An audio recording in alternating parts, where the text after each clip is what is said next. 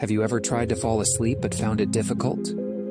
The more you try, the longer you seem to stay awake. And the longer you stay awake, the more frustrated you become. So the harder you try, the more awake you get. But after a while, you stop trying, accepting that you can't sleep, and suddenly, without any effort, you doze off. Sleep is one of those many things we cannot force. Yet, we often try hard to fall asleep with horrible results. When we look at the nature of sleep, this isn't much of a surprise. We can see sleep as the ultimate form of relaxation. Thus, trying to sleep is pretty contradictory, as we make an effort or even force ourselves to relax, which is the opposite of relaxation.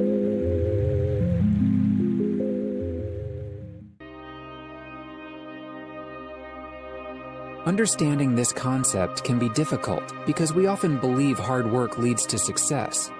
While it's true that reaching goals usually involves effort, but there's another side to the coin. The idea of reversed effort shows us that sometimes trying too hard can make things worse. It's like a law where the more we work at something, the farther we get from it. But if we try less, things often improve.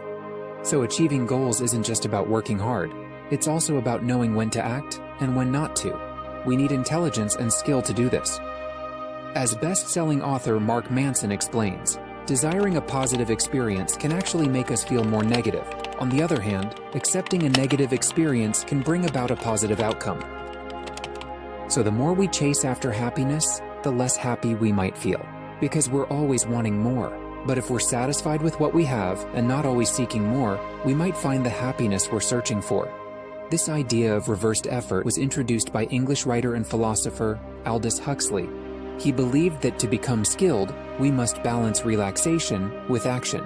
Huxley said, "The harder we try with the conscious will to do something, the less we shall succeed." Proficiency and the results of proficiency come only to those who have learned the paradoxical art of doing and not doing, or combining relaxation with activity, of letting go as a person in order that the imminent and transcendent unknown quantity may take hold. We cannot make ourselves understand. The most we can do is to foster a state of mind in which understanding may come to us. Imagine trying to force attraction. No one consciously decides who they're attracted to. It's a natural occurrence. Generally, being too clingy pushes people away, so the more you pursue someone, the less appealing you become, while being more reserved attracts them. It's like the saying goes, absence makes the heart grow fonder. Similarly, when people have trouble reaching orgasm during sex, the more they obsess about climaxing, the less likely they are to succeed. This fixation makes the whole experience more unpleasant, including the build-up before. Once again, being too focused on specific outcomes messes up one's ability to perform. Shifting attention is a technique commonly used in cognitive behavioral therapy and other therapeutic approaches. The idea behind shifting attention involves consciously directing one's focus towards external stimuli or activities rather than internal worries or self-consciousness. For example, if we try too hard to have fun, we might not enjoy ourselves because we're too focused on achieving a particular result. But we can reduce these feelings by shifting our attention, like actively listening to what others are saying, observing their body language, or focusing on our surroundings. The book, Trading in the Zone, by Mark Douglas, describes the flow state as a mental state where traders experience complete focus and immersion in their trading activities. It's often characterized by a sense of effortless concentration, where traders feel like they're in sync with the market and their decisions come naturally. They may describe feeling in the flow, where they are fully engaged in the present moment, free from distractions or self-doubt. That's why, when we realize we're in such a state and start overthinking and trying to control it, we lose it.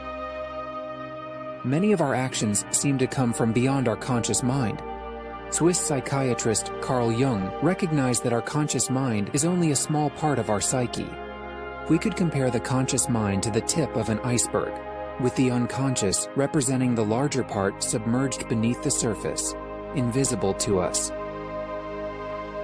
Our conscious mind is both a blessing and a curse. It allows us to think, analyze, and use language, but sometimes it gets in the way of the flow state. Here in the flow state, our actions flow effortlessly, as if they're happening on their own, like the dancer becoming the dance or the painter becoming the painting.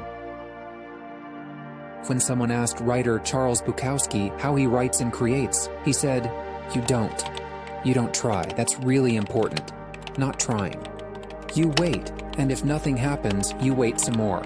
It's like a bug high on the wall. You wait for it to come to you. When it gets close enough, you reach out, slap it, and kill it. Or, if you like it, you make it a pet." The more we try, the worse it gets. The more we chase after people we want, the more they run from us. The harder we try to sell something, the fewer sales we tend to make. This is just the way it is. But be careful, because if we don't act at all, we won't see any results either. So we're kind of seeking a middle ground between action and inaction, between conscious effort and letting things happen naturally.